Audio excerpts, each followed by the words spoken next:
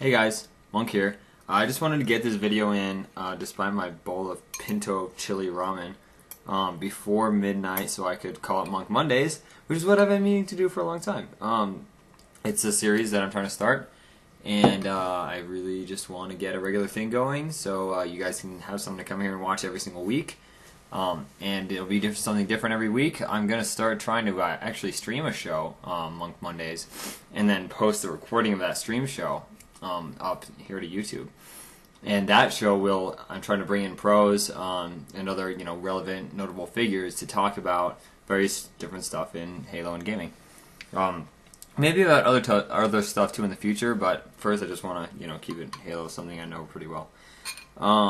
So here's my delicious bowl of pinto and chili ramen. They sell chili ramen, and I just got some pinto beans and added it, and it's pretty damn good. So I recommend this. Alright, down to business. Sponsorship. Today's episode is going to be about sponsorship and sponsorship letters. And obviously sponsorship is a huge issue for a lot of Halo players or any kind of gamer trying to make a living out of it or even be able to compete in a lot of tournaments. So now there's a ton of different information that goes around about sponsorship, and so it can be pretty confusing. And what I want to do is give you my take on sponsorships, my experiences so far with sponsorships, and just give you some tips on how to get an effective sponsorship and how big a step that really is for a gamer. Alright, so first off, I'm sponsored by, technically you could say I'm sponsored by three places.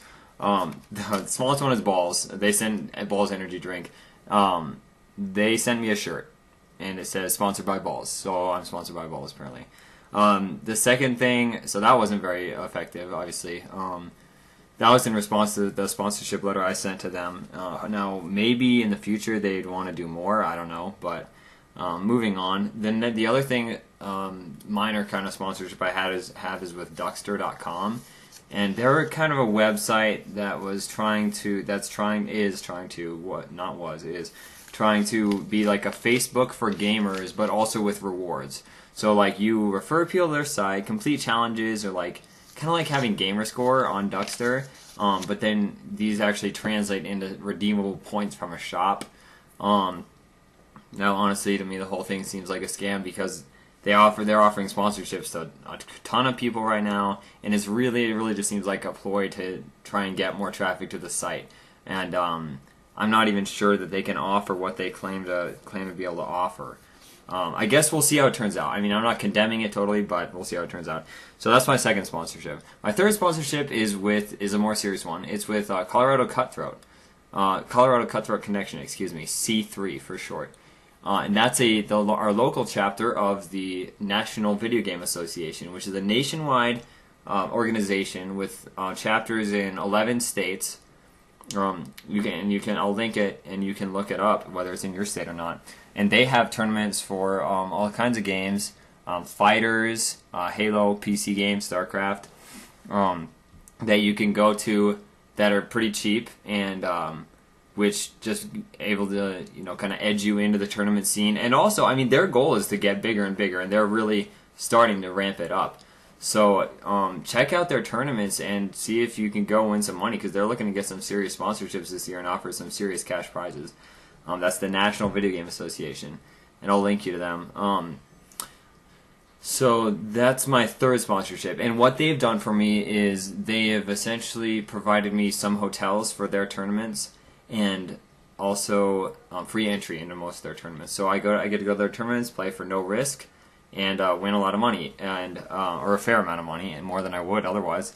And I've won the two most recent FFAs I've gone to, which were $100 for the first one and $64 for the second one. So that's decent. And then me and my partner play doubles with them, and that's basically what the NVGA is doing is doubles tournaments and free-for-alls right now, because they're struggling to bring enough people in to do force tournaments. Now, if you guys start showing up at their tournaments and they start having more population, they definitely will host force tournaments. So check them out. But for now, if you're looking for 2v2 tournaments to compete on LAN and 2v2 tournaments, they're a great place to do it. All right, so enough talking about them. On to more stuff that you can do for sponsorships to try and get sponsorships. Now, the first thing to ask yourself is what kind of people do sponsors want to sponsor? Like what are the traits that people are looking for, or that sponsors are looking for? And here are the answers: is they want somebody that is relevant in the community, and they want somebody that's involved and that can, if they're associated with their product, that'll bring it across in a positive manner.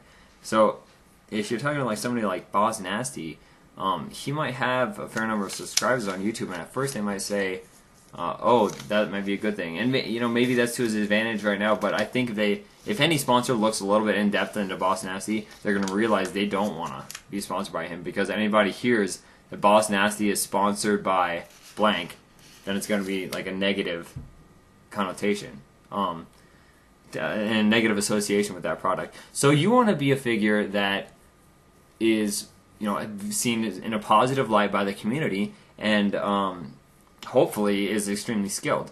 So it's obviously easier if you're a pro to get sponsored, if you have good placings. So let's move on to what they want to see in a sponsorship letter from you.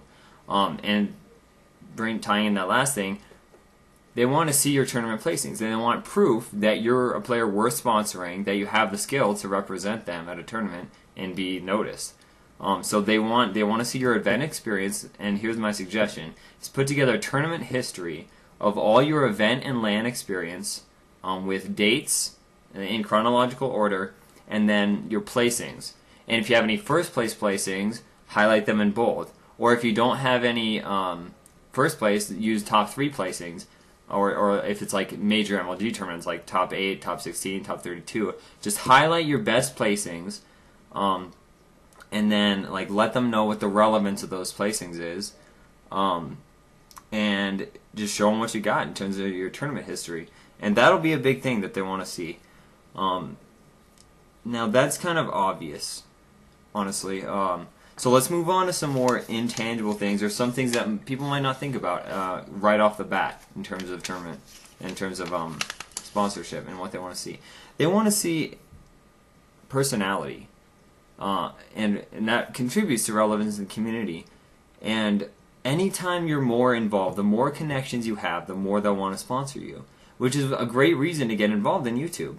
If you feel like you have something to offer, that you can go on a camera and talk to people, or put together guides, strategy guides, or just tips that people want to watch and that will help people, then do it. Because the more subscribers, the more connections that you have online, the more people want to sponsor you.